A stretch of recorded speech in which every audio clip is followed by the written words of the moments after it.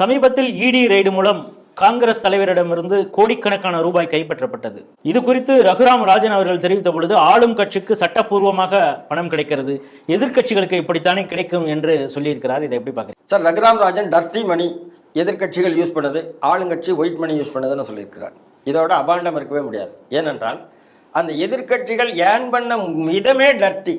ஏன்னா இந்த 350 கோடி லிக்கர்லேருந்து தான் வந்தது. ஆம் ஆத்மி இதில் மாட்டியிருக்கு, லிக்கர் கேஸில் தான் மாட்டியிருக்கு. டெல்லியில் இருக்கிற ஆம் ஆத்மிக்கு தெலுங்கானாவில் இருக்கிற கவிதா வரைக்கும் கனெக்ஷன் இருக்கிறது.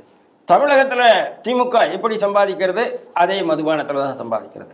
அதிமுக எங்கே சம்பாதிக்கிறது? மதுபானத்தில் தான் சம்பாதிக்கிறது. ஆகையினால இந்த மதுபான பணத்தை அவர்கள் கணக்கில் காட்டவில்லை என்பது யாரோ ஒரு தொழிலதிபர்கிட்டேருந்து அவங்க டொனேஷன் வாங்கியோ.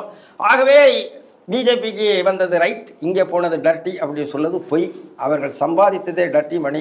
இந்த குற்றச்சாட்டு ரகுராம் ராஜனுக்கு டர்ட்டி புத்தி என்பதை நிரூபிக்கிறது.